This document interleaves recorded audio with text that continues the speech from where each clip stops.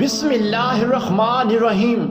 السلام علیکم ناظرین، آج ہم بات کریں گے اس صحابی کے بارے میں جس نے نہ کوئی نماز پڑھی اور نہ ہی کوئی روزہ رکھا، لیکن پھر بھی سیدھا جنت میں گئے۔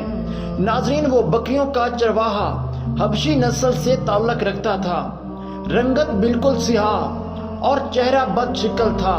اس کے پاس سے بدبو کے بھبھوکے اٹھتے تھے۔ سارا دن یہودیوں کی بکریاں چرایا کرتا تھا، اپنی دنیا میں مگن۔ بکریاں چرانے کے علاوہ اس سے دنیا کی کسی اور چیز سے غرض نہیں تھی۔ ایک دن بیٹھا ہوا تھا کہ یہودی جنگی تیاریوں کے بارے میں باتیں کرتے ہوئے پاس سے گزرتے ہیں۔ آج اچانک اس کے دل میں احساس جاگتا ہے کہ یہ یہود کس سے لڑائی کی تیاری کر رہے ہیں۔ میں بھی معلوم کروں کہ وہ کون سی طاقت ہے جو یہودیوں کے مقابلے پر آ رہی ہے۔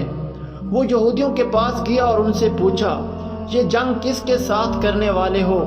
وہ بولے، ہماری جنگ اس شخص کے ساتھ ہوگی جو نبوت کا دعویٰ کرتا ہے۔ اس کے دل نے خواہش کی کہ میں اس شخص کو دیکھوں۔ وہ اٹھا اور لوگوں سے پوچھتا ہوا رحمت عالم صلی اللہ علیہ وآلہ وسلم کے پاس آیا اور کہنے لگا، آپ مجھے بتائیں کہ آپ کس چیز کی دعوت دیتے ہیں؟ اللہ کے پیارے نبی صلی اللہ علیہ وآلہ وسلم نے بتایا، میری دعوت توحید کی دعوت ہے۔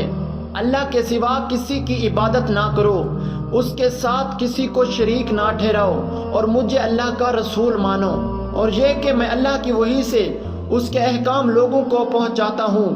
اس نے کہا کہ اگر میں ایک اللہ پر ایمان لے آؤں اور آپ کو اللہ کا سچا نبی مان لوں تو کیا ہوگا؟ آپ صلی اللہ علیہ وآلہ وسلم نے فرمایا، جنت ملے گی۔ وہ بہت حیران ہوا اور کہنے لگا، اے اللہ کے پیارے نبی، میرا رنگ سیاہ ہے، چہرہ بد شکل ہے، میرے بدن سے بدبو آتی ہے اور میرے پاس کچھ نہیں ہے۔ اگر میں اللہ کی راہ میں لڑتے ہوئے شہید ہو جاؤں تو کیا مجھے بھی جنت ملے گی؟ آپ صلی اللہ علیہ وآلہ وسلم نے فرمایا، ہاں، اللہ تجھے ضرور جنت دے گا۔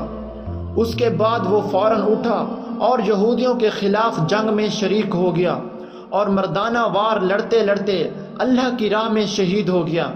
جب سرور کائنات کو اس کی شہادت کی خبر ملی تو آپ صلی اللہ علیہ وآلہ وسلم نے اس کی لاش کو دیکھ کر فرمایا، اللہ نے اس کے چہرے کو حسین بنا دیا ہے، اس کے بدن کو خوشبوؤں سے معطر کر دیا ہے، اور جنت کی 2 حوریں اس سے عطا کر دی ہیں۔ یہ حسین چہرے والے اسود رائی رضی اللہ تعالی عنہ تھے۔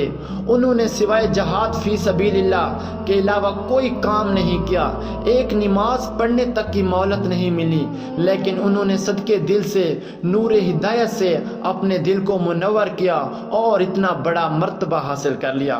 ناظرین، اگر آپ کو یہ ویڈیو پسند آئی ہے تو ویڈیو کو لائک ضرور کریں اور ساتھ ہی چینل کو سبسکرائب لازمی کر دیں۔ شکریہ۔